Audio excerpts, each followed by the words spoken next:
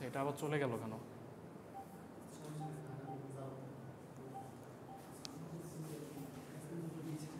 আচ্ছা, দেখেন যে সার্কিট ব্রেকারের পড়া শুরু করার আগে আপনাদের একটা টার্ম জানতে হবে।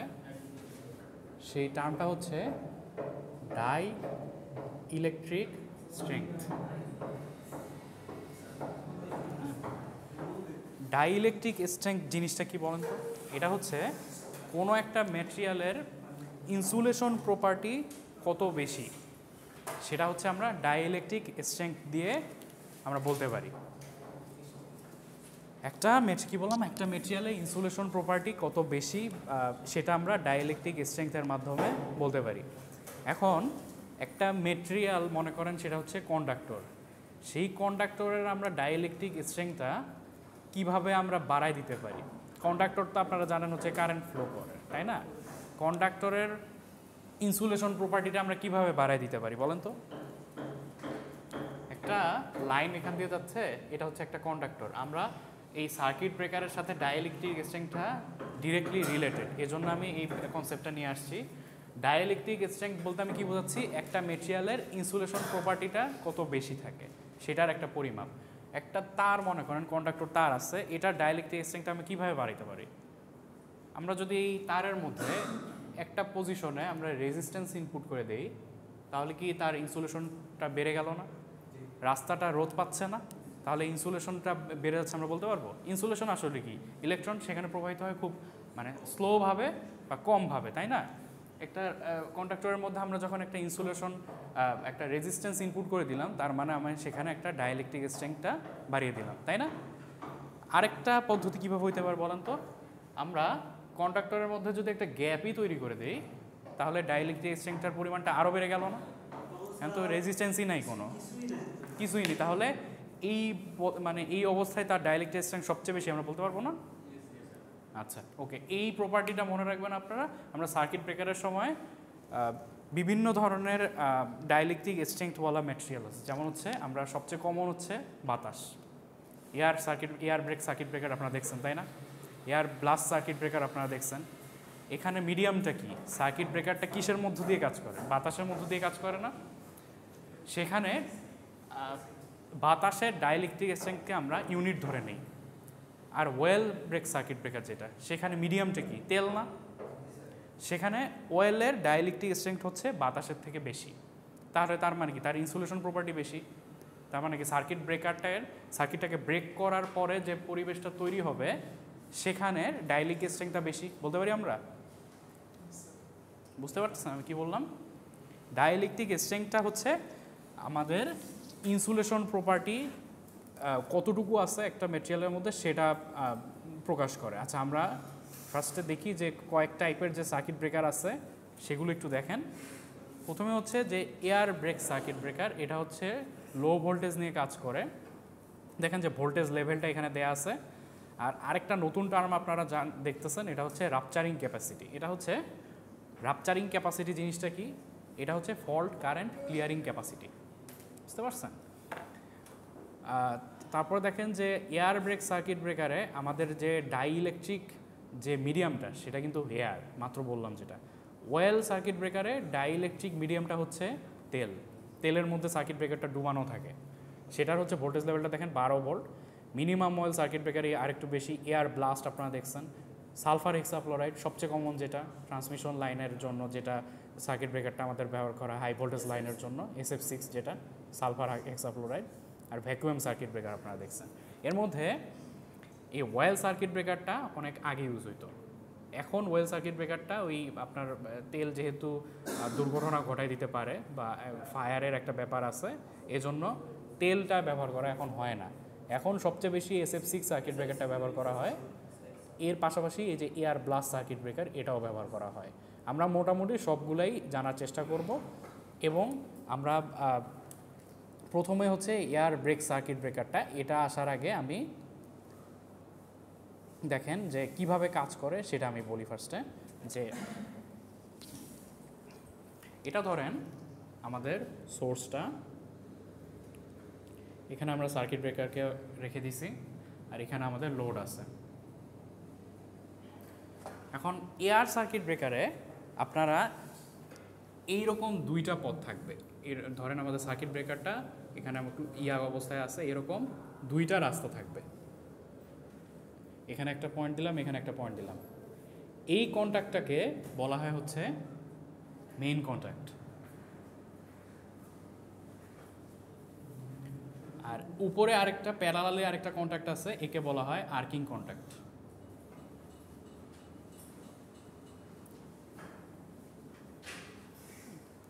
এখন যখন মনে করেন যে সিস্টেমের মধ্য দিয়ে যে কারেন্টটা প্রবাহিত হওয়ার কথা সেটা প্রভাবিত হচ্ছে, তখন আরেকটা কথা হচ্ছে মেইন কন্ট্যাক্টের রেজিস্ট্যান্সটা কম, লো রেজিস্ট্যান্স, আর আর্কিং কন্ট্যাক্টের রেজিস্ট্যান্সটা হচ্ছে বেশি, হাই রেজিস্ট্যান্স।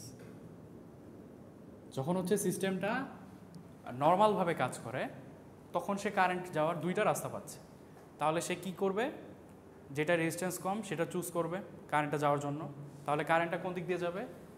মেইন কন্ট্যাক্ট দিয়ে যাবে। এটা হচ্ছে যখন কোনো আমাদের ফল্ট হয় নাই। এরপরে যখন হচ্ছে আমাদের ফল্ট তৈরি হইলো তখন কি কারেন্টের পরিমাণটা অনেক বেড়ে যাবে, তাই না? কারেন্টের পরিমাণটা যখন অনেক বেড়ে যাবে তখন হচ্ছে আমাদের মেইন কন্ট্যাক্টটার মধ্যে আমাদের থাকে হচ্ছে সার্কিট ব্রেকারটা, সেটা আমাদের খুলে গেল। বুঝতে পারছেন? এরপরে কি এই পথ দিয়ে কারেন্ট আর যাবে? এরপরে কিন্তু এই পথ দিয়ে কারেন্ট যাবে না। এরপরে কারেন্টটা হচ্ছে আর্কিং কন্ট্যাক্ট দিয়ে যাওয়া শুরু করবে। আর্কিং কন্ট্যাক্ট দিয়ে যখনই যাবে তখনই হচ্ছে কিছুক্ষণ পরে এই আর্কিং কন্ট্যাক্টটাও খুলে যাবে। এবং আমাদের আর্ক নিয়ে কথাবার্তা বলতেছিলাম না, আর্কটা ক্রিয়েট হবে এই রাস্তায়, এরকম একটা আর্ক ক্রিয়েট হয়। তাহলে আমাদের দুই ধরনের ঘটনা ঘটতেছে। একটা হচ্ছে সিস্টেমটা যখন নর্মাল থাকে তখন হচ্ছে কারেন্টটা মেইন কন্ট্যাক্টের মধ্যে দিয়ে যায়, কারণ তার রেজিস্ট্যান্সটা কম থাকে। যখন আমাদের ফলটা শুরু হলো সাথে সাথে আমাদের মেইন কন্ট্যাক্টটা খুলে যাবে, কারণ এটা দিয়ে যদি যায় আমাদের লাইন নষ্ট হয়ে যাবে। এটা কিন্তু মেইন লাইন যেটা। তারপরে এর সাথে প্যারালাল থাকে আরেকটা আর্কিং কন্ট্যাক্ট, যেটা হচ্ছে আমাদের সার্কিট ব্রেকারটা খুলে গিয়ার মাধ্যমে এটাকে ওপেন করে দেয়। বুঝতে পারছেন? আর হচ্ছে যে আর্কটা ক্রিয়েট হয়, আর্কটা কি আসলে এই যে যখন এইটা ধরেন সার্কিটটা আমাদের আছে, এটা ব্রেকারটা আর এটা হচ্ছে লোড। যখন আমাদের মনে করেন ফল্ট হইলো কোনো, এখানে একটা লাইন টু গ্রাউন্ড ফল্ট হইলো, তখন কি হবে বলেন তো? এই ভোল্টেজটুকু পুরোটা এর মধ্যে আসবে না? এটা তো একটা ওপেন সার্কিট, আয়োনাইজড হয়ে আসবে। এই যে এই ভোল্টেজটা পুরোটা কিন্তু এটার মধ্যে চলে আসবে। বুঝতে পারছেন ব্যাপারটা? এবং এখানে বাতাসটাকে সে আয়নিত করে দেবে, আয়নিত করে একটা স্পার্ক ক্রিয়েট করবে যাকে বলা হয় আর্কিং। বোঝা গেল একটু? আচ্ছা, ওকে। তারপরে দেখেন কি হবে, যে এই যে আর্কের সাথে এখন আমাদের ডাইইলেকট্রিক স্ট্রেংথের সম্পর্কটা বলি। ডাইইলেকট্রিক স্ট্রেংথ যত বাড়ায় দেওয়া যাবে আর্কটাকে তত কমায় আনানো যাবে। ব্যাপারটা বুঝতে পারছেন? ডাইইলেকট্রিক স্ট্রেংথ জিনিসটা কি? ইনসুলেশনের একটা পরিমাপ। যত ডাইইলেকট্রিক স্ট্রেংথ বৃদ্ধি পাবে তার মানে ইনসুলেশন তত বৃদ্ধি পাচ্ছে, তত আর্কটাকে কমায় আনা যাবে। আর এখানে আপনাদের হচ্ছে ডাইইলেকট্রিক স্ট্রেংথের সিস্টেমে বৃদ্ধি করার জন্য আমি কি বলছি? রেজিস্ট্যান্স অ্যাড করা, তাই না? রেজিস্ট্যান্সটা আপনি কিভাবে অ্যাড করবেন? রেজিস্ট্যান্সে আপনি যদি ফর্মুলা লেখেন R is equal to rho L by A, এরকম একটা সূত্র আপনারা দেখছেন? এই সূত্রটা চেনা সূত্র, তাই না? তাহলে রেজিস্ট্যান্সটা কিসের উপর নির্ভর করতেছে? একটা হচ্ছে তারের লেংথটার উপরে আর তার প্রস্থচ্ছেদের ক্ষেত্রফলের উপর, এটা কত পুরু তার উপরে নির্ভর করতেছে। এখন আপনি যদি এলটাকে বাড়াই দিতে পারেন, রেজিস্ট্যান্স কি বাড়বে না? রেজিস্ট্যান্সটা বাড়বে। এখন আমাদের যে আর্কিং যে স্পেসটা আছে, এটা ধরেন যে প্রথমে খুলে গিয়ে এতটুকু হলো, এখানের যে আর্কটা ক্রিয়েট হবে সে অনেক কম রেজিস্ট্যান্স পাচ্ছে না, কারণ এতটুকুর মধ্যে ডিস্টেন্সটা কম না। এই ব্রেকারটা যখন খুলে এই পজিশনে আসবে তখন তার লেংথটা বেড়ে যাচ্ছে না, এতটুকু এল বেড়ে যাচ্ছে না, তাহলে আমরা রেজিস্ট্যান্স বাড়াই দিতে পারতেছি, বলতেছি না? তার মানে আর্কটাকে যদি আমরা একটা বড় জায়গার মধ্যে ছড়াই দিতে পারি তখন তার রেজিস্ট্যান্সটা বেড়ে যাবে, তাই না? আরেকটা বড় জায়গা ছড়ার মাধ্যমে আমরা বলতে পারি যে এল বৃদ্ধি পাচ্ছে, এল বৃদ্ধি পাওয়ার মাধ্যমে বলতে পারি আর বৃদ্ধি পাচ্ছে। আর বৃদ্ধি পেলে আমাদের আর্কটা কি, ডাইইলেকট্রিক স্ট্রেংথটা যখন বেড়ে গেল এই আর দিয়ে এই রো রো হচ্ছে পদার্থের ঘনত্ব, ডেন্সিটি। রো ওটা একটা সূত্র ছিল, হ্যাঁ না ওটা একটা সূত্র ছিল। আচ্ছা এখন দেখেন যে আমাদের সার্কিট ব্রেকারের মধ্যে কিভাবে আমাদের আর্কটা আমরা ছড়াই দিই। এইটা হচ্ছে আমাদের স্টেশনারি কন্ট্যাক্ট বা ফিক্সড কন্ট্যাক্ট থাকে যেটা, এটা হলো ফিক্সড কন্ট্যাক্ট। সার্কিট ব্রেকারের দুই ধরনের কন্ট্যাক্ট থাকে, একটা হচ্ছে ফিক্সড কন্ট্যাক্ট আর একটা হচ্ছে মুভিং কন্ট্যাক্ট। এখন এর মধ্যে মুভিং কন্ট্যাক্টটা যেটা সেটা এর সাথে লাগানো থাকে, যখন কোনো ফল্ট হয় এটা এইদিকে সরে আসে, তাই না? ব্যাপারটা তো তাই, এভাবেই কাজ করে। এবং এই যে এয়ার ব্রেক সার্কিট ব্রেকারের মধ্যে আমাদের এই জিনিসগুলা খাঁচ কাটা দেখতেছেন, এটাকে বলা হয় আর্ক শুটস। হ্যাঁ, এই আর্ক শুটের কাজ কি? এই আর্ক শুটের কাজ হচ্ছে যেটা বললাম, লেংথটাকে বাড়ায় দেওয়া, আর্কের লেংথটাকে বাড়ায় দেওয়া। এই দেখেন এই খাঁচ কাটা জায়গাগুলা মধ্য দিয়ে যখন পুরোটা খাঁজে গিয়ে আপনার আর্কটাকে ক্রিয়েট চলে আসে, এইদিকে আসতে হবে, তখন সে বেশি দূরত্ব অতিক্রম করবে না আর্কটা। একটা সোজা পথে এতটুক জায়গার মধ্যে লেংথটা বৃদ্ধি করার মাধ্যমে, যেহেতু খুলে গেছে এই জায়গাটায়, আমরা জানি যে এতটুক বাতাসটাই সে আর্ক ক্রিয়েট করবে, এবং এই লেংথটা ছোট একটা লেংথ না, এই লেংথটাকে আমাদের বৃদ্ধি করতে হবে। বৃদ্ধি কীভাবে করব? এই যে আর্ক শুটগুলো আমরা এখানে বসাই দেবো, এবং এই আর্ক শুটগুলো হচ্ছে ম্যাগনেটিক ম্যাটেরিয়ালের, সে আর্কগুলোকে নিজের দিকে টেনে নেবে। বুঝতে পারছেন?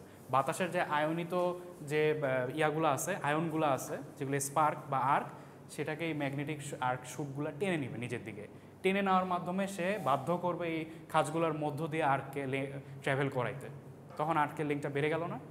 এই আর্কের লিঙ্কটা বেড়ে যাওয়ার মাধ্যমে একটা ডাইইলেকট্রিক স্ট্রেংথকে আমরা বৃদ্ধি করে দিতে পারি, এবং রেজিস্ট্যান্স যখন অনেক বেশি হয়ে যাবে তখন সিস্টেম ভোল্টেজটা এই আর্কটাকে আর কন্টিনিউ করতে পারবে না। আমি মাত্র কি বললাম যে আমাদের এখানে আর্ক ক্রিয়েট হওয়ার মেইন সোর্সই এটা না, এটা ছাড়া তো আর আমাদের কোনো সোর্স নাই।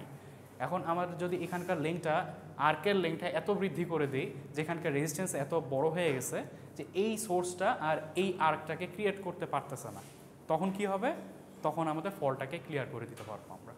বুঝতে পারলেন যে এয়ার ব্রেক সার্কিট ব্রেকার কীভাবে কাজ করে? বোঝা গেছে? আচ্ছা, এই জিনিসটা ক্লিয়ার? এই কথা নাই কেন কোনো? আবার বলবো? আচ্ছা ঠিক আছে। আচ্ছা,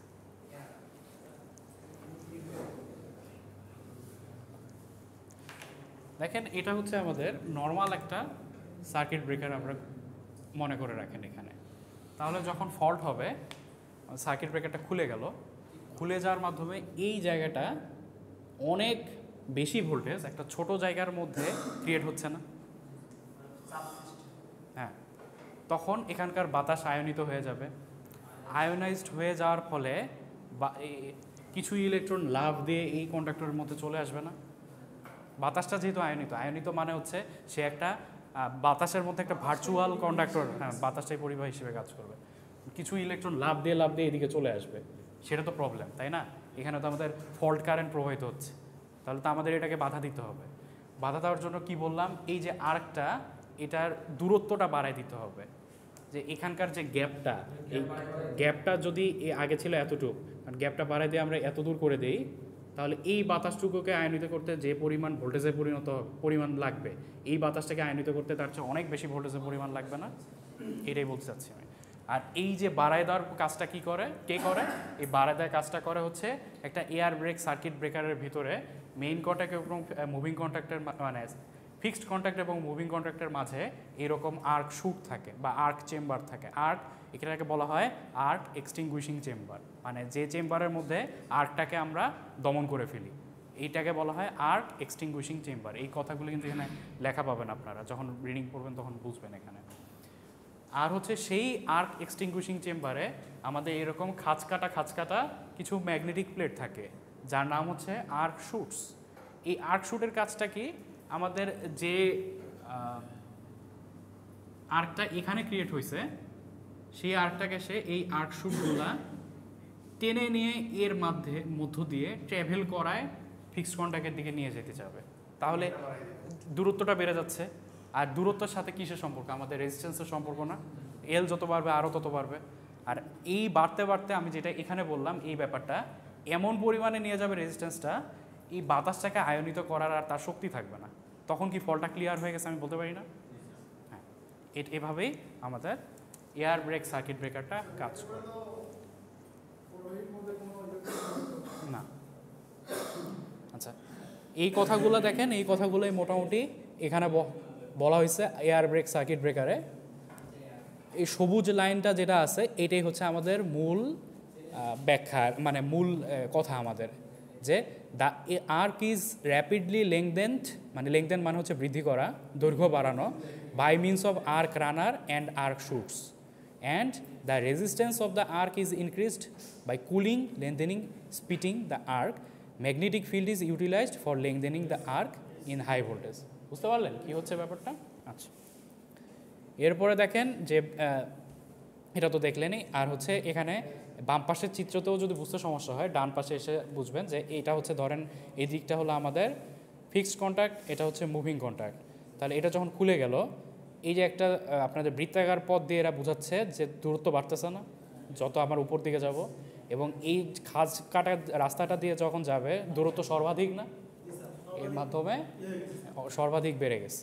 এই কথাটা এখানে লেখা আছে, আপনারা ইংলিশটা রিডিং পড়ে নিজের ভাষায় লিখবেন। আমাদের সিলেবাস বড় তো, আজকে আর রিডিং পড়ে পড়ে বেশি দূর যাব না আমি।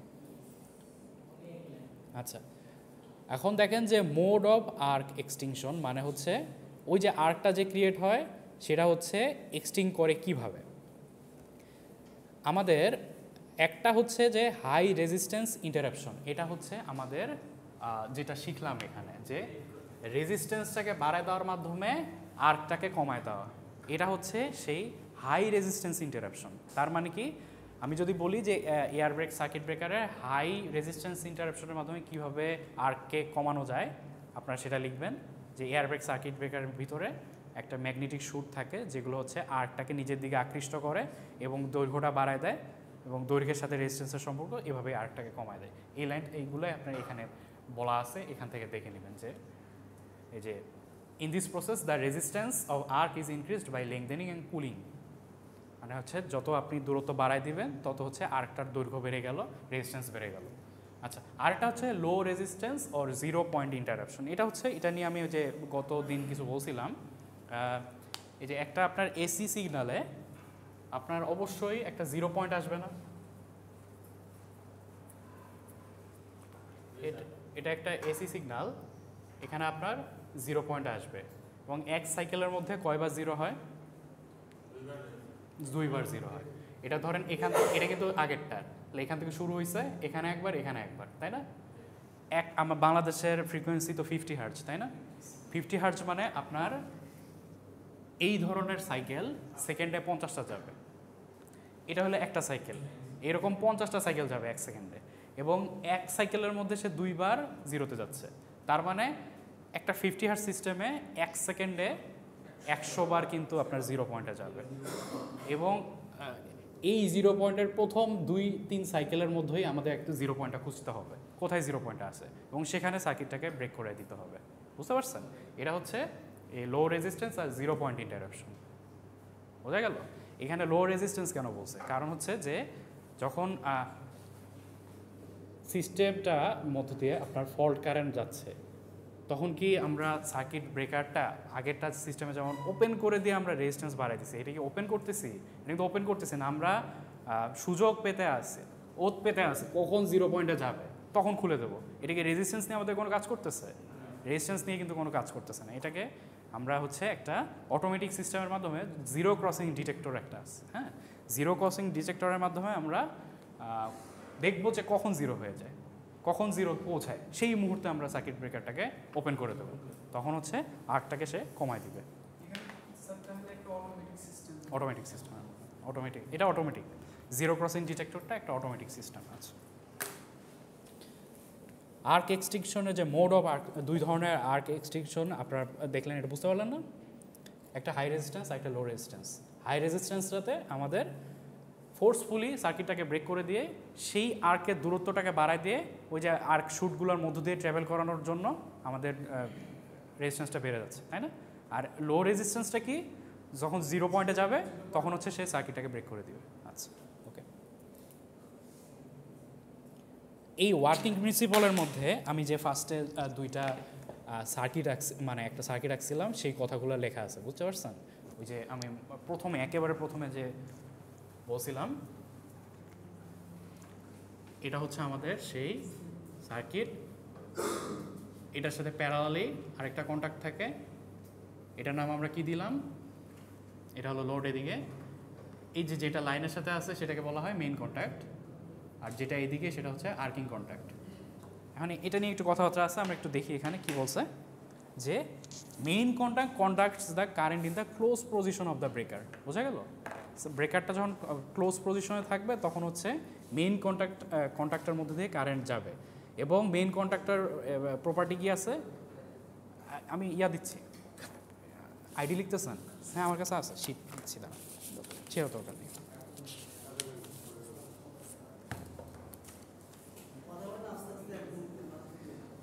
আচ্ছা, দেখেন যে মেইন কন্ট্যাক্টর আমি কি বলছিলাম, সেটা লো রেজিস্ট্যান্স হবে না, সেটার প্রপার্টিতে মনে আছে? একটু প্রথম দিকে বলছিলাম। হ্যাঁ, মেইন কন্ট্যাক্টটা হচ্ছে আমার লো রেজিস্ট্যান্স, আর আর্কিং কন্ট্যাক্টটা হচ্ছে হাই রেজিস্ট্যান্স। এই কথাগুলো এখানে আছে, দেখেন যে এটা হচ্ছে এয়ার ব্রেক সার্কিট ব্রেকারের ভিতরে কিভাবে কাজ করে। একটা মানে এয়ার ব্রেক সার্কিট ব্রেকারের আমরা প্রথমে কি পড়লাম, যে আর্কটা এক্সটেনশন করার জন্য দুইটা পদ্ধতি আছে, লো রেজিস্ট্যান্স মেথড এবং হাই রেজিস্ট্যান্স মেথড, এটা পড়লাম। এরপরে হচ্ছে ভিতরে কিভাবে কাজ করে সেটার কথা। একটা হচ্ছে দেখেন এই যেটা হচ্ছে মেইন কন্ট্যাক্ট সেটা হচ্ছে লো রেজিস্ট্যান্স থাকবে, আর হচ্ছে যেটা আর্কিং কন্ট্যাক্ট সেটা হচ্ছে হাই রেজিস্ট্যান্স বা হার্ড বা হিট রেজিস্ট্যান্স বা হাই রেজিস্ট্যান্স সেটা থাকবে। আচ্ছা, যখন হচ্ছে ওপেনিং দ্য কন্ট্যাক্ট মানে যখন ফল্ট হলো তখন হচ্ছে মেইন কন্ট্যাক্টটা প্রথমে খুলে গেল, মানে এই অবস্থায় আছে আমাদের সিস্টেমটা। যখন একটা ফল্ট হলো, আমরা জানি এই লাইনের সাথে ডিরেক্ট সিরিজে মেইন কন্ট্যাক্টটা কানেক্ট থাকে, লাইনটার জন্য ক্ষতি না হয়, যখনই ফল্ট হলো আমাদের মেইন কন্ট্যাক্টটা খুলে গেল। তখন আরেকটা রাস্তা আছে, সেটা হচ্ছে আর্কিং কন্ট্যাক্টের রাস্তা, সেখান দিয়ে তো এখন আমাদের কারেন্টটা যাবে, কিন্তু এই আর্কিং কন্ট্যাক্টটাও তো এত বেশি শর্ট সার্কিট কারেন্ট যদি এর মধ্যে দিয়ে যায় এটাও তো নষ্ট হয়ে যাইতে পারে। এই জন্য এরপরে হচ্ছে এটাকেও খুলে দেওয়া হয়, এবং এটার মধ্যেই সেই ম্যাগনেটিক প্লেটওয়ালা আর্কশুটগুলো থাকে, যে আর্কটা এর মধ্য দিয়ে ট্রাভেল করায় নিয়ে এসে আর্কটাকে কমানোর মাধ্যমে, রেজিস্ট্যান্সটাকে বাড়ানোর মাধ্যমে ফলটাকে ক্লিয়ার করে হয়। এটা এখানে পরে বলছে যে কারেন্ট ইজ পরে যখন মেইন কন্ট্যাক্টটার মধ্য দিয়ে না গিয়ে পরে current is shifted to arcing contact dislodge later, arc is drawn between them, the arc is forced upward, যে উপরের দিকে যে ইলেকট্রোম্যাগনেটিক ফোর্সের মাধ্যমে আর্কটাকে উপর দিকে নিয়ে আসা হয়, এভাবে আর্কটাকে ক্লিয়ার করা হয়। এটা একটু দেখবেন ওয়ার্কিং প্রিন্সিপালটা, সেটা তো আপনার ব্যাপার। এটাই আছে, হ্যাঁ হ্যাঁ ওইটাই, এটা এখানে আছে।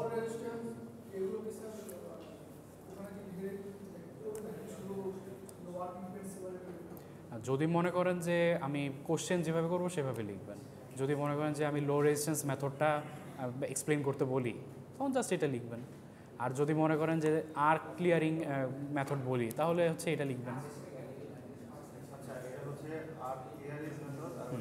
এবং এটা কোন মেথডটা বলেন তো, লো রেজিস্ট্যান্স নাকি হাই রেজিস্ট্যান্স মেথড? এটা কিন্তু হাই রেজিস্ট্যান্স মেথড।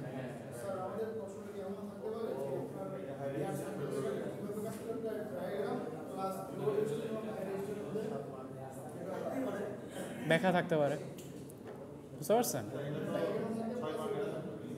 ডায়াগ্রাম এখন চাইতে পারি, হ্যাঁ মানে এই জিনিস তো ভাই বেশি কঠিন না, তাই না? এটা কি খুব কঠিন জিনিস?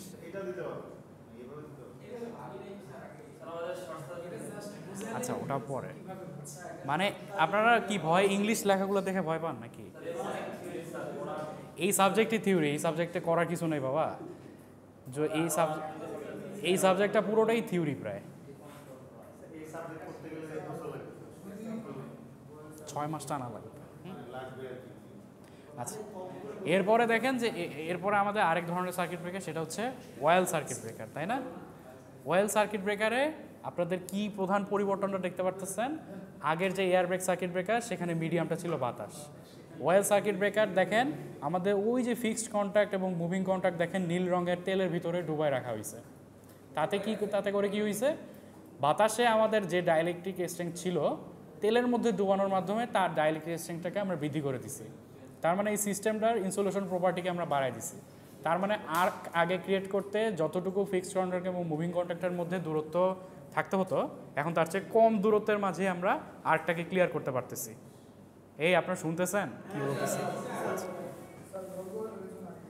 আচ্ছা, যা আমাকে বলেন তো যে এই যে মিডিয়াম, এটা হচ্ছে একটা ওয়েল সার্কিট ব্রেকার। এই ওয়েল সার্কিট ব্রেকারের এখানে কয়টা ফেজকে সে প্রোটেকশন দিচ্ছে চিন্তা করেন। এই ওয়েল সার্কিট চিত্রটা যে দেখতেছেন এখানে কয়টা ফেজকে সে প্রোটেকশন দিতেছে? একটা ফেজকে সে প্রোটেকশন দিতেছে। এই যে দেখেন এটা হচ্ছে আমাদের ইনপুট লাইন। ইনপুট লাইন ফেজটা এখানে ঢুকে এই সার্কিট ব্রেকার হয়ে এখান থেকে বের হচ্ছে। তার মানে এখানে একটা লাইন আছে, তাই না? একটা, এখানে দুইটা না, হ্যাঁ থ্রি ফেজে কাজ করে। এখানে জাস্ট চিত্র দেখানোর জন্য একটা দেখানো হয়েছে, তিনটা চেম্বার থাকবে এরকম। আচ্ছা, আমি গতকালকে ক্লাস করানোর সময় এই গত শুক্রবারে একটা প্রবলেম বলছিলাম এই ওয়েল সার্কিট ব্রেকারে, কারো কি মনে আছে? বাতাসের মধ্যে আপনি আর্ক ক্রিয়েট করতেছেন, বাতাসের মধ্যে নাইট্রোজেন অক্সিজেন আছে, তাকে আপনি আয়নিত করে দিচ্ছেন। আমি তার প্রভাব হচ্ছে স্পার্কগুলো দেখতেছি, কিন্তু সেটাকে যখন আপনি ক্লিয়ার করে দিবেন তার কোনো আর কোনো চিহ্ন আপনি দেখবেন না, কিন্তু শেষ হয়ে যাবে সব কিছু। কিন্তু এখানে যেহেতু তেলের ভিতরে ঢুকানো আছে আমাদের মেইন কন্ট্যাক্ট এবং ফিক্সড কন্ট্যাক্টটা, এটা যখন কোনো আচ্ছা এই অবস্থায় বলেন তো ফল্ট অবস্থায় আছে নাকি কোনো হেলদি অবস্থায় আছে বলেন তো? এই চিত্র দেখে বলেন। ফল্ট অবস্থায় আছে, এই কোশ্চেনটা আমি করছি। কে বললেন ফল্ট অবস্থায় আছে? কে বলছেন? হ্যাঁ, ভেরি গুড। হ্যাঁ, এখানে দেখেন যে ফিক্সড কন্ট্যাক্ট এবং মুভিং কন্ট্যাক্টটা খোলা আছে, সার্কিট ব্রেকারটা ওপেন অবস্থায় আছে না এখানে? তাইলে হ্যাঁ, আগের অবস্থা চলবে। মানে এই অবস্থায় আমরা বলতে পারতেছি এখানে একটা ফল্ট হয়ে আছে, তাই না? সার্কিটটা ব্রেক হয়ে আছে, এটাকে বুঝতে পারতেছেন? আচ্ছা, ওকে। এবং আগে আপনি বাতাসের, যেটা আমি বলতেছিলাম, বাতাসের নাইট্রোজেন এবং অক্সিজেনকে আয়নিত করছেন, এখন ভিতরে আছে তেলকে এখন সে আয়নিত করার ট্রাই করবে না? তেল মানে হচ্ছে বেশিরভাগ তেল হচ্ছে হাইড্রোকার্বন, হ্যাঁ, মানে সি থাকবে, কার্বন থাকবে, হাইড্রোজেন থাকবে। মানে তেল কি ধরনের ইউজ করা হয় সেটা ইনসুলেশন ম্যাটেরিয়াল আছে, ইনসুলেটিং দিতে পারবে। যেমন ট্রান্সফর্মারের ভিতরে এক ধরনের তেল ইউজ করা হয় ইনসুলেশন, ওই তেল ইউজ করা যাবে এখানে, হ্যাঁ। কিন্তু এক্সাক্ট মানে নাম থাকে কিছু তেলের, সেই নামটা আমি জানি না, হ্যাঁ, সেটা বলতে পারবো না আমি। কিন্তু মানে ট্রান্সফর্মার যে তেল ইউজ করেন সেই তেল দিয়েও কাজ চালাতে পারবেন আপনি, ওইটাই ব্যবহার করা হয়। হ্যাঁ, এটা একটা লিস্ট দেয়া আছে, এটা তো আপনারা, আমি বলে আসছি। এই দেখেন 33 থেকে না এই যে 12 কিলোভোল্ট রেঞ্জের মধ্যে আপনি ওয়েল সার্কিট ব্রেকারটা ব্যবহার করতে পারবেন। এবং এর ফল্ট কারেন্ট ক্লিয়ারিং ক্যাপাসিটিটা কত? 500 এমভি। হ্যাঁ, এই রেটিংটা আপনি দেখলেই বুঝতে পারবেন।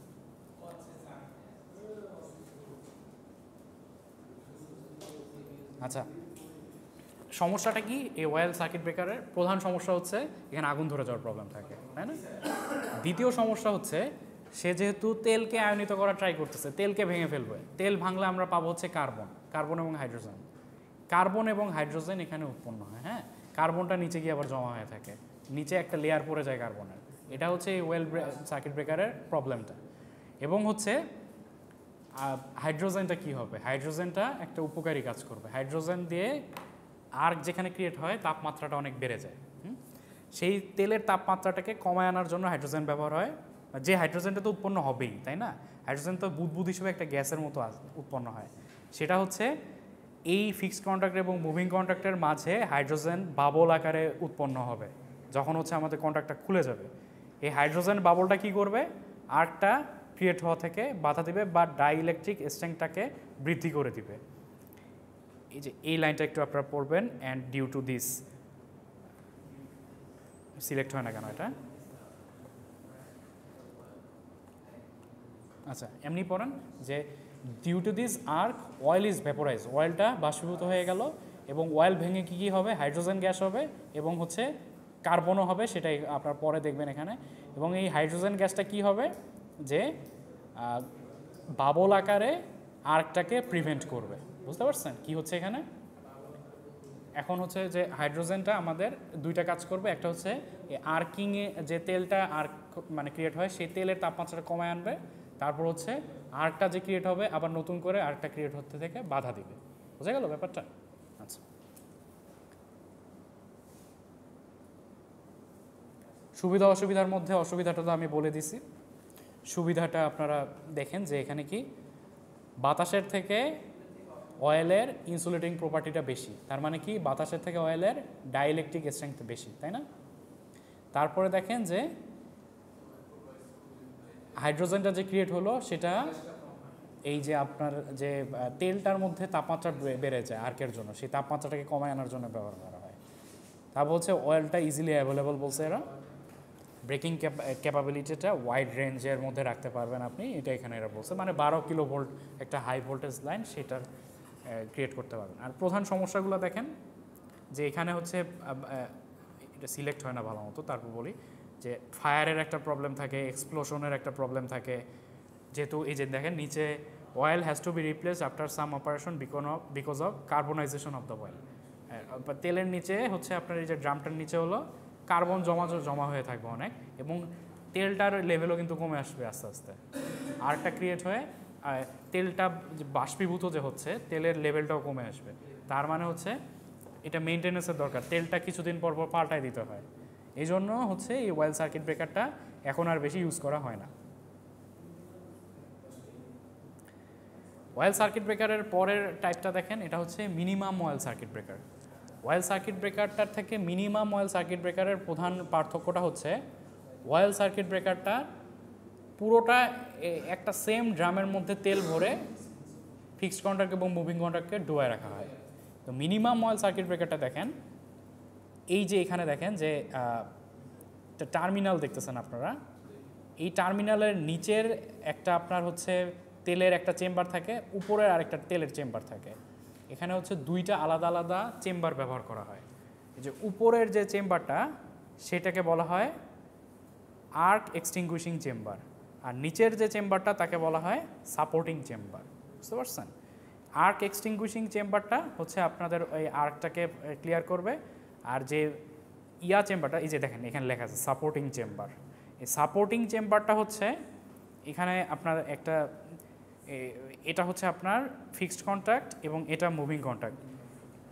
আপনার হচ্ছে যে নিচে এটা হচ্ছে একটা লিভার, হ্যাঁ, এটা একটা ভালভের মতো, এটা গিয়ে উপরে প্রেশার দিবে, প্রেশার যখন দিবে ফিক্সড কন্ট্যাক্ট এবং মুভিং কন্ট্যাক্টটা লেগে যাবে। আবার যখন হচ্ছে ফল্ট হলে এই পিস্টনটা আবার নিচের দিকে নেমে আসবে, তখন এই ফিক্সড কন্ট্যাক্টটা এবং মুভিং কন্ট্যাক্টটা একটা আরেকটার থেকে দূরে সরে যাবে বা ফল্টটাকে ক্লিয়ার করবে। আচ্ছা, প্রধান পার্থক্য হচ্ছে এতটুকুই, বাকিগুলো সেম। মিনিমাম অয়েল বলতে বোঝাচ্ছে যে এখানে আপনার যে নিচের দুইটা চেম্বার আমি বললাম না মাত্র, দুইটা চেম্বারের মধ্যে উপরটা হচ্ছে মেইন চেম্বার বা আর্ক এক্সটিংগুইশিং চেম্বার, আর্কিং চেম্বার, আর পরেরটা হচ্ছে সাপোর্টিং চেম্বার। সাপোর্টিং চেম্বার কি কোনো আর্ক ক্রিয়েট হচ্ছে?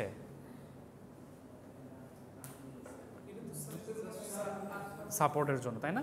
উপরের চেম্বারটার মধ্যেই আমাদের ফিক্সড কন্ট্যাক্ট এবং মুভিং কন্ট্যাক্টটা আলাদা হয়ে আসে না, একটা একটা থেকে গ্যাপ হয়ে আসে, তাহলে আর্কটা ক্রিয়েট হলে মেইন চেম্বারে হবে না?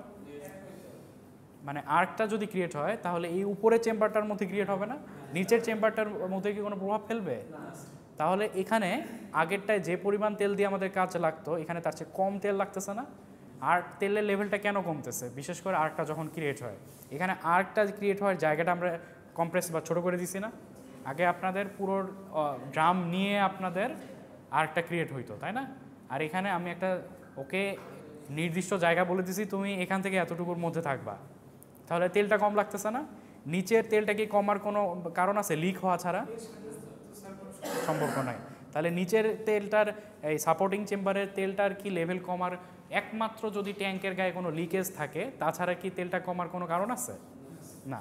তার কারণে এই যে এখানে এই যে সিস্টেমটাকে বলা হয় মিনিমাম অয়েল সার্কিট ব্রেকার। এখানে কম তেল দিয়ে আমরা ইনসুলেশন দিতে পারি, এবং নিচের তেলটার কাজ হচ্ছে এই যে লিভার উপরে নিচে নামানোর পিস্টনের একটা ব্যাপার আছে, সেখানে সে লুব্রিকেন্ট হিসেবে কাজ করে। বুঝতে পারছেন?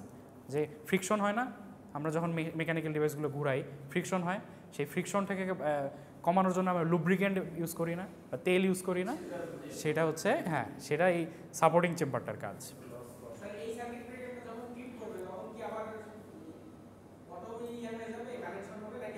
অটো অটো ওই যে লিভার থাকে, লিভার থেকে আপনার হচ্ছে একটা সিস্টেম থেকে সে আগে সেন্স করে যে আমাদের ফল্ট হয়েছে, লিভারটা তখন কাজ করে। যে মোটরটা থাকে, এই যে এই পিস্টনটা উঠানামার জন্য কিন্তু আবার একটা তার জন্য ডেডিকেটেড একটা মোটর থাকে, বুঝতে পারছেন?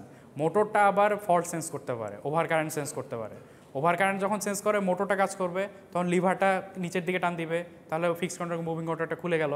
আবার যখন ওভার কারেন্টটা কমে গেল, তখন হচ্ছে সে মোটরটা বুঝবে যে এখন হেলদি কন্ডিশন, এখন কোনো ফল্ট নাই, তখন লিভারটা উপর দিকে চলে যাবে, তখন দুই করে কন্ট্যাক্ট লেগে গেল, বুঝতে পারছেন? মোটরটা সমস্যা হইলে তো আর আপনি পিস্টনটাকে ওঠানামা করতে পারবেন না, তখন তো আর কাজ করবে না।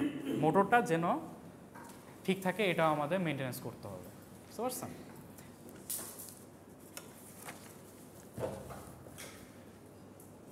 সুবিধা অসুবিধা পড়বেন যে হচ্ছে এখানে যেহেতু তেলের পরিমাণটা আমরা কমায় আনছি, সেখানে যে ফায়ারের যে রিস্কটা সেটা রিডিউস রিস্ক অফ ফায়ার কমে যাচ্ছে। তারপর তেলের ওই যে আপনার কার্বনের পরিমাণটা কম ক্রিয়েট হবে, জন্য মেনটেন্যান্সটা কম লাগবে, ছোট জায়গার মধ্যে আপনারা করতে পারবেন, এগুলো এখানে বলছে। আর ডিসঅ্যাডভান্টেজ হ্যাঁ,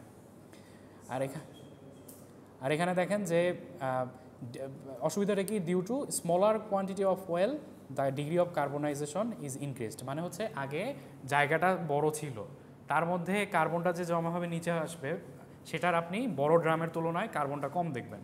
কারণ যেহেতু জায়গাটা ছোট, যে কার্বনটা পরিণত হবে সেটা আপনি ছোট জায়গার মধ্যে বেশি কার্বন দেখতে পারবেন বা বেশি কার্বনের স্তূপ দেখতে পারবেন। বোঝা গেল এটা? আচ্ছা, এরপরে দেখেন যে dielectric strength of oil deteriorates, মানে কমে যায় rapidly due to high degree of carbonization. মানে যত কার্বন তৈরি হইতে থাকবে তেলের মধ্যে, তত ডাইইলেকট্রিক স্ট্রেংথটা কমে যেতে থাকবে বা ইনসুলেশন প্রপার্টিটা তার তত কমে যেতে থাকবে। এটা একটা অসুবিধা। আচ্ছা, এরপরে আরেক ধরনের সার্কিট ব্রেকার আসেন, এটা হচ্ছে এয়ার ব্লাস্ট সার্কিট ব্রেকার। হ্যাঁ, এয়ার ব্লাস্ট সার্কিট ব্রেকারটাও বেশ কমন। সালফার হেক্সাফ্লোরাইড SF6-এর পরেই এয়ার ব্লাস্টটা বেশি ইউজ করা হয়। এয়ার ব্লাস্টটা দেখেন আপনাদের এই যে এখানে, তার আগে একটা জিনিস আমাকে বোঝাইতে হবে।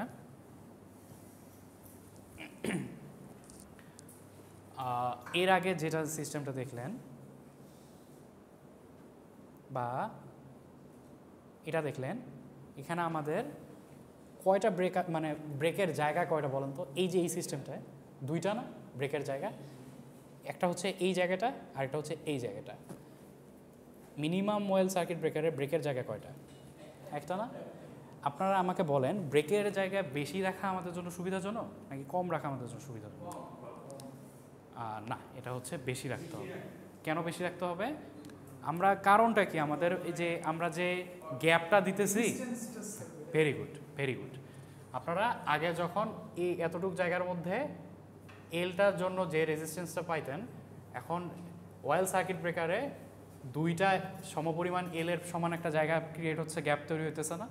তাহলে এই দুইটা এল প্লাস এলের জন্য যে রেজিস্ট্যান্সটা ক্রিয়েট হবে সেটা এটার জন্য বেশি না? বুঝতে পারলেন আপনি পিছনে? বুঝতে পারছেন? আচ্ছা, তাহলে ব্রেকিং পয়েন্ট যত আমরা বেশি রাখবো, তত লেংথটা বেড়ে যাচ্ছে, রেজিস্ট্যান্সটা বেড়ে যাচ্ছে। বুঝা গেছে? তাহলে এখানে দেখেন এয়ার ব্লাস্ট সার্কিট ব্রেকারে আমাদের ব্রেকিং কয়টা দেখেন তো? এখানে একবার ব্রেক, এখানে আরেকবার ব্রেক, আর এখানে আরেকবার ব্রেক। আচ্ছা, তার আগে আমি তো বলি নাই, এটা হচ্ছে একটা সিরিজ লাইন, বুঝছেন? এখান থেকে মেইন কন্ট্যাক্টটা আসলো, যে এখান থেকে আপনাদের মেইন লাইনটা আসলো, এসে এখানে একটা আর্ক এক্সটিংগুইশিং চেম্বার সে পাবে, সিরিজে আরেকটা আর্ক এক্সটিংগুইশিং চেম্বার পাবে, সিরিজে আবার আরও একটা আর্ক এক্সটিংগুইশিং চেম্বার পেয়ে এখান থেকে সে বের হয়ে গেল। বোঝা গেছে কীভাবে সে আসে? আর এই যে এই ড্রামের মধ্যে হাই প্রেশারের বাতাসকে আমরা স্টোর করে রাখছি। এই ড্রামের মধ্যে হাই প্রেশারের বাতাসকে স্টোর করে রাখছি। যখন আমাদের ফল্ট হয় তখন এই ড্রামের এখানে ভাল্ব থাকে, যেখানে তিনটা এখানে রাস্তা আছে যাওয়ার, তিনটা রাস্তার তিনটা ভালভ খুলে যায় এবং হাই প্রেশারের বাতাসটা দ্রুত গিয়ে সেই আপনার এই যে এখানে একটা আমি মুছি তারপর দেখতে পাবেন এখানে এই যে দেখেন এখানে হাই প্রেশারাইজড বাতাসটা গিয়ে আপনার এখানে যে ফিক্সড কন্ট্যাক্ট এবং মুভিং কন্ট্যাক্ট আছে তার মাঝে ফ্লো হওয়া শুরু করবে। তার মানে কি হাই প্রেশারের একটা বাতাস আমি আর্কের মধ্যে দিয়ে ফ্লো করাচ্ছি, মানে লেংটাকে সে বাড়াই দিবে না, আর্কের লেংটাকে বিচ্ছিন্ন করে দিয়ে এবং হচ্ছে ওই যে আর্কটা ক্রিয়েট হবে সেটার লেংথটা বাড়ায় দিবে, তাই না? ব্যাপারটা বুঝলেন কি হলো এখানে? যে ওই যে আপনারা হচ্ছে যদি ফু দেন, জোরে ফু দেন, ধুলা দূরে সরাই দেওয়ার একটা ব্যাপার যে আছে, আর আস্তে ফু দিলে ধুলা কম দূরে সরে যায়, এটার ব্যাপারটা এরা এখানে ইউজ করছে। যে এখানে যে আর্কটা ক্রিয়েট হবে সেটাকে দূরে, মানে যদি একটা প্রেশারের বাতাসের মধ্যে দিয়ে ফ্লো করান, আর্কটা দূরে সরে যাবে, তার মাধ্যমে রেজিস্ট্যান্সটাকে সে বাড়ায় দিবে। এখন এখানে দেখেন যে এখানে কিছু তথ্য আছে। এই যে ড্রামের ভিতরে বাতাসটা 20 থেকে 30 কেজি পার সেন্টিমিটার স্কোয়ার, এখানের বাতাসটা এত পরিমাণ প্রেশারে থাকে। 1 সেন্টিমিটারের মধ্যে 20 থেকে 30 কেজি বাতাসের নিতে পারে 1 সেন্টিমিটার স্কোয়ারের মধ্যে, অনেক বেশি পরিমাণ বাতাস না? 1 সেন্টিমিটারের মধ্যে 20 থেকে 30 কেজি, তার মধ্যে এই ড্রামের মধ্যে প্রেশারটা কী পরিমাণ হবে আপনি চিন্তা করতেছেন? অনেক প্রেশার কিন্তু বাতাসটা। আচ্ছা দেখেন যে যখন ফল্ট হবে এই যে ফিক্সড কন্ট্যাক্ট এবং মুভিং কন্ট্যাক্টটা এয়ার ব্লাস্টের মাধ্যমে একটা আরেকটার থেকে সরে যাবে এবং আরেকটা ক্রিয়েট হবে এই যে, আর এই এয়ার ব্লাস্টটা হচ্ছে আপনাদের আরেকটার ঠান্ডাও করে দেওয়ার কাজে লাগে এবং এই আরেকটা দূরত্ব বৃদ্ধি করারও কাজে লাগে। এগুলো একটু এখান থেকে দেখতে হবে আপনাদের। এয়ার সার্কিট ব্লাস্ট সার্কিট ব্রেকারের এই যে এটার আরেকটা ক্লিয়ার ভিউ এখানে দেওয়া হয়েছে। এখানে দেখেন এই যে সেটা হচ্ছে এই ড্রামটা, আর হচ্ছে এখানকার আমাদের ফিক্সড কন্ট্যাক্টটা হচ্ছে এই যে এটা, মুভিং কন্ট্যাক্টটা হচ্ছে এটা। বাতাসটা যখন ফল্ট হবে, এত বেশি প্রেশারে একটা বাতাস ফল্ট হবে, এই যে এখানে একটা ভালভ আছে, এর ভালভটা এখানে থাকে, এটা বামে সরে আসবে এই প্রেশারের বাতাসের জন্য এবং বাতাসটা এই পথে ফ্লো হওয়া শুরু করবে। ফ্লো হয়ে এইকে এসে আবার ধাক্কা দিবে, তাহলে এই যে এখানে একটা স্প্রিং আছে, যেহেতু বেশি প্রেশারের জন্য স্প্রিংটা এদিকে সরে যাবে, তখন বাতাসটা ফ্লো হয়ে আর্কটাকে বৃদ্ধি করার কাজে এখান থেকে লাগবে। এটা জটিল চিত্র, এটা হচ্ছে আপনারা জাস্ট জেনে রাখেন, এটা পরীক্ষায় আসবে। এটা আরেকবার বলবো? আচ্ছা এটা দেখেন সেই ফিক্সড, হ্যাঁ বলেন, সংক্ষিপ্ত আকার বোঝাবো? আচ্ছা ঠিক আছে। দেখেন যে আমাদের লাইনটা এসে এখান দিয়ে ঢুকতেছে, যে কন্ডাক্টর লাইনটা এসে সে একটা আর্ক এক্সটিংগুইশিং চেম্বার পাচ্ছে, এটা এখান থেকে বের হয়ে সিরিজে আরেকটা আর্ক এক্সটিংগুইশিং চেম্বার পাচ্ছে, এটা আবার সিরিজে আরেকটা আর্ক এক্সটিংগুইশিং চেম্বার পাচ্ছে, এটা। আমি একটু আগে কি বললাম, এটা একটা লাইন দেখেন, সিরিজে একটা লাইন, জাস্ট একটা ফেজ। আমি আগে ওই যে কথাটা যে বললাম যে একটা ব্রেকিং পয়েন্ট থাকলে যত রেজিস্ট্যান্স বৃদ্ধি পাবে, মানে 3টা ব্রেকিং পয়েন্ট আছে, 3 গুণ বেশি রেজিস্ট্যান্স বৃদ্ধি পাবে না, 3 গুণ কারেন্ট সে কমায় দিবে না, এটা এখানে আপনারা দেখেন। এরপরে এখানে সুবিধা অসুবিধাগুলো আপনারা ভার্চুয়াল সুবিধা অসুবিধা চিন্তা করবেন, মুখস্থ করার কোনো প্রয়োজন নেই। প্রথম সুবিধাটা দেখেন, অয়েল সার্কিট ব্রেকারের একটা হচ্ছে আপনার বাস্ট হয়ে যায়, আগুন ধরে যাওয়ার সম্ভাবনা ছিল, তো এখানে সেই অসুবিধাটা নাই, তাই না? ওখানে একটা মেনটেন্সের ব্যাপার ছিল, এখানে মেনটেন্সের ব্যাপারটা নাই, অয়েল কমে যাওয়ার ব্যাপার ছিল। এখানে হচ্ছে কী প্রবলেম হতে পারে, বাতাসের প্রেশারটা কমে আসতে পারে, এখানে বাতাসের প্রেশারটা আমার অলওয়েজ হাই রাখতে হবে, এটা হচ্ছে এটার ইয়া। আর আরেকটা কি, এই যে এত প্রেশারের বাতাস আমরা এত স্পিডে ফ্লো করব, একটা শব্দর একটা ব্যাপার আছে না এখানে, নয়েজি না সিস্টেমটা, তাহলে এই যে এয়ার ব্লাস্ট সার্কিট ব্রেকারটা এখানে দেখেন নয়েজি, এটা হলো অসুবিধা একটা। আর একটু আগে যেটা বললাম যে কম্প্রেস এয়ারটাকে মেনটেন করার জন্য যে পরিবেশটা দরকার, যে তাপমাত্রাটা দরকার, সেটা আবার এখানে মেনটেন্স করতে হয়। তারপর হচ্ছে ওই যে ট্যাঙ্কে যদি কোনো লিক থাকে, বাতাসেরটা লিক হয়ে বের হয়ে প্রেশার কমায় দিতে পারে, এটা হলো এগুলোর অসুবিধা। কোনো মুখস্থ করার দরকার নেই, যেটা বুঝতে পারতেছেন সেটা, যে যদি সুবিধা অসুবিধা একটা হয়তো দেবো, এই যে অয়েল সার্কিট ব্রেকার, তারপরে এয়ার ব্লাস্ট সার্কিট ব্রেকার, একটা সুবিধা অসুবিধা অথবা দেবো আমি, সেটা কি কোনটা দেবো বলে দেবো, তাহলে কীভাবে হবে? আচ্ছা ঠিক আছে, তাহলে আপনারা নিজেরাই তো চিন্তা করে সুবিধা অসুবিধা লিখতে পারবেন।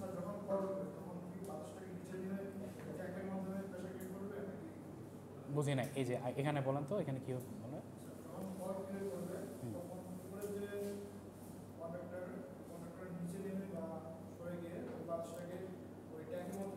এই দেখেন, এটা দেখলে আরেকটু ভালো বুঝবেন। ফিক্সড কন্ট্রাক্টটা আমরা অলওয়েজ স্থির থাকে, আর এই মুভিং কন্ট্রাক্টের সাথে একটা স্প্রিং আছে, সে হচ্ছে মানে ওঠানামা করতে পারে বা ডানে বামে সরতে পারে। যখন বাতাসটা এসে প্রেশার দিবে, স্প্রিংটা পিছনে পিছায় যাবে, এখানে একটা খালি জায়গা ক্রিয়েট হইলো না, এই যে ফিক্সড কন্ট্রাক্ট এবং মুভিং কন্ট্রাক্টের মাঝে এই জায়গাটা, এটা খালি হয়ে গেল না, গ্যাপ হয়ে গেল না, তখন সে এখানে আরেকটাকে ক্রিয়েট করে থেকে বাধা দিবে। বুঝতে পারছেন? আচ্ছা আচ্ছা, এরপরে হচ্ছে আমরা ভ্যাকুয়াম সার্কিট ব্রেকারে আসব। ভ্যাকুয়াম সার্কিট ব্রেকারের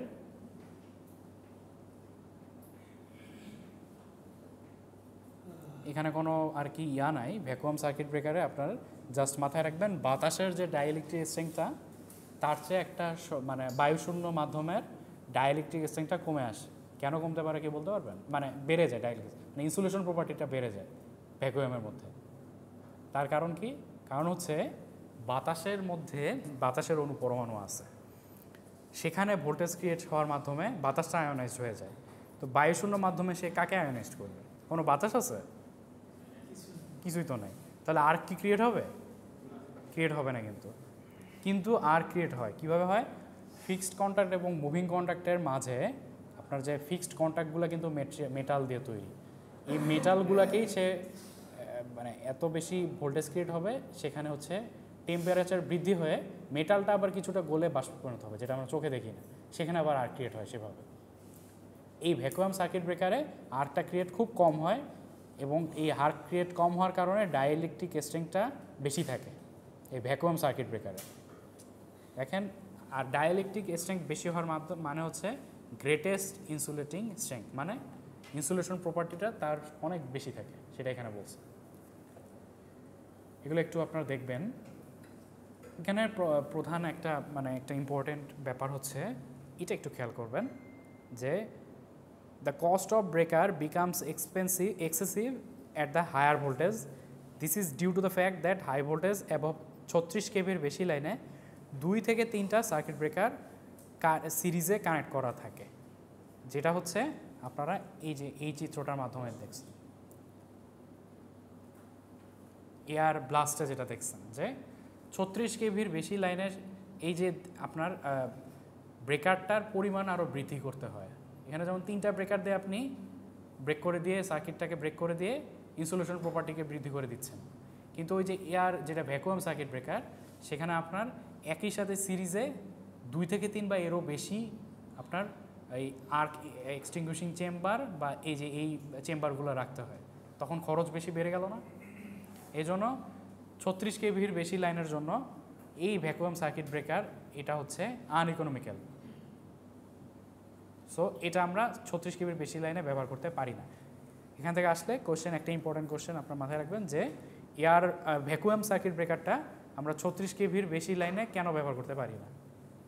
বুঝতে পারছেন? তার ব্যাখ্যা আপনারা এটা দেবেন।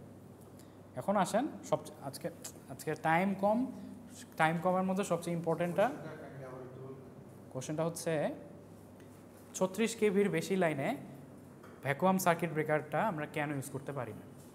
প্রধান উত্তর হচ্ছে আনইকোনমিক্যাল, টাকা বেশি লাগে একটু বেশি ইউজ করতে গেলে।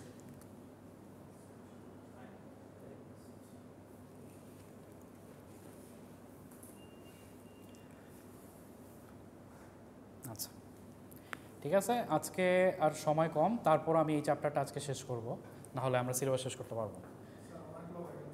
হ্যাঁ, সময় নাই যে। আচ্ছা, ওটা আপনাদের লাস্ট ক্লাস, নেক্সট ক্লাসে ওটা পরে বলা যাবে। আচ্ছা দেখেন, আমাদের সবচেয়ে ইম্পর্টেন্ট হচ্ছে SF6 সার্কিট ব্রেকার, কারণ হচ্ছে এটা আমরা এই হাই ভোল্টেজ ট্রান্সমিশন লাইনে SF6 সার্কিট ব্রেকারটা ব্যবহার করা হয়। বাতাসের থেকে, তেলের থেকে, ভ্যাকুয়ামের থেকে এই SF6 ডাইইলেকট্রিক স্ট্রেংথটা সবচেয়ে বেশি, তার ইনসুলেটিং প্রপার্টিটা সবচেয়ে বেশি। এই জন্য SF6টা ব্যবহার করে। এই যে দেখেন এটা একটা SF6, এখানে তো আপনারা বুঝতেই পারতেছেন এখানে কয়টা ফেজ, 3টা ফেজ।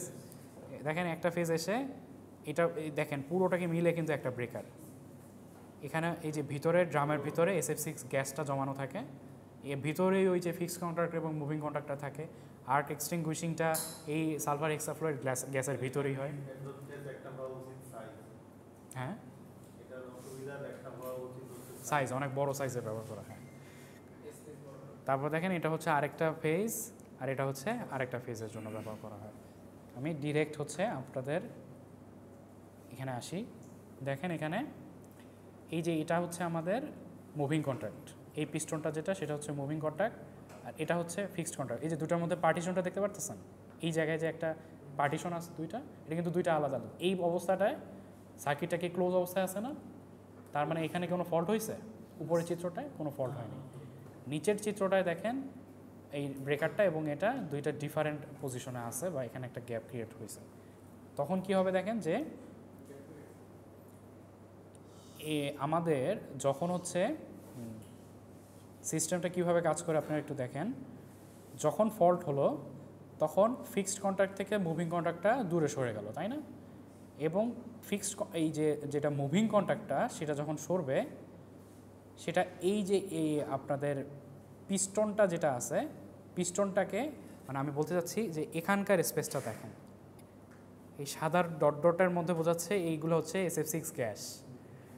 যখন ফল্ট হবে তখন পিস্টনটা কাছে চলে আসবে এবং এই স্পেসটাকে ছোট করে ফেলবে। দেখেন যে এই পিস্টনটা আগে এত দূর নিয়েছিল এবং পিস্টনটা এদিকে সরে আসার মাধ্যমে SF6 গ্যাসটা এখন অল্প জায়গার মধ্যে অনেক SF6 গ্যাস না, তার মানে কি এখানকার প্রেশার বেড়ে গেছে না? প্রেশার বেড়ে গেছে। প্রেশার যখন বেড়ে যাবে তখন এই দেখেন উপরে চিত্রে খেয়াল করবেন এখানে একটা নজলের মতো আছে বা ছোট একটা গ্যাপের মতো আছে যে রাস্তা দিয়ে গ্যাসটা বেরোতে পারবে। এখানে যখন প্রেশারটা বেড়ে যাবে তখনই SF6 গ্যাসটাকে সে ফায়ার করতে পারবে আর্কের মধ্যে, বোঝা গেল? আর যখন ফলটা ক্লিয়ার হয়ে যাবে তখন এই যে মুভিং ফিক্সড কন্ট্যাক্টটা আবার মুভিং কন্ট্যাক্টের সাথে লেগে যাবে না, তখন দেখেন যে এই চেম্বারটার প্রেশার কমে গেল না এখন, আর এখানে যে গ্যাসটা আপনি ফ্লো করে যেখানে রাখছিলেন সেখানকার প্রেশার বেশি না, তখন আবার গ্যাসটা রিসার্কুলেট হয়ে পূর্ব অবস্থায় ফিরে আসবে।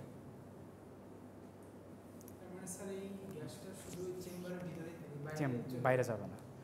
একবার হচ্ছে যখন ফল্ট হবে তখন হচ্ছে এই জায়গার পিস্টনটা এখানে আপনার ফিক্সড কন্ট্যাক্টটা মুভিং কন্ট্যাক্টটা যেহেতু এখানে এর সাথে রিলেটেড, পিস্টনটা মুভিং কন্ট্যাক্টের সাথে কম্প্রেসড হয়ে গ্যাসটার প্রেশার বাড়ায় দিবে এবং এই নজলের মধ্য দিয়ে ফ্লো করে আর্কটাকে সে ক্লিয়ার করবে। যখন আর্কটা ক্লিয়ার হয়ে গেল তখন হচ্ছে আবার এখানকার প্রেশার বেশি আর এখানে এখন প্রেশার কম না, এখানে যেহেতু গ্যাসটাকে ফ্লো করাই দিচ্ছে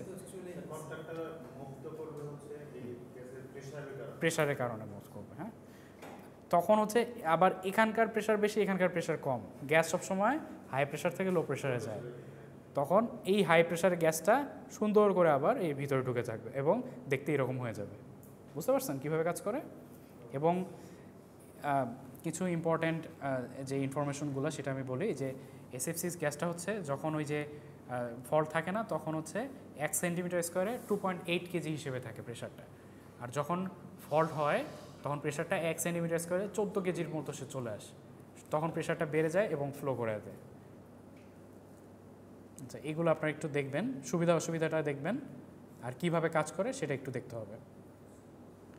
আর সুবিধা অসুবিধাটা একটু বেশি ইম্পর্ট্যান্ট, বুঝতে পারছেন? SF6-এর সুবিধা অসুবিধাটা আপনারা এখানে একটু রিডিং পড়লে বুঝতে পারবেন যে এখানে কী কী সুবিধা অসুবিধা আছে। প্রথম সুবিধা কি বলেন তো? এটার ডাইইলেকট্রিক স্ট্রেংথটা অন্য সবগুলোর চেয়ে সবচেয়ে বেশি। তারপর হচ্ছে এই SF6 গ্যাসটা হচ্ছে আপনার মানে খুব বিষাক্ত না, খুব বিষাক্ত না, যেটার কারণে আপনার মানে প্রবলেম হতে পারে ব্রিডিংয়ের, কিন্তু বেশি পরিমাণ আবার নিয়ে গেলে সেটা হচ্ছে প্রবলেম হয়। এটা পুরাটা হচ্ছে আপনার ওই SF6 ড্রামটার ভিতরেই হয় কাজটা, এই জন্য এটার নয়েজ পলিউশনটা একটু কম হয়, বুঝতে পারছেন? এটার নয়েজটা একটু কম ক্রিয়েট হয়।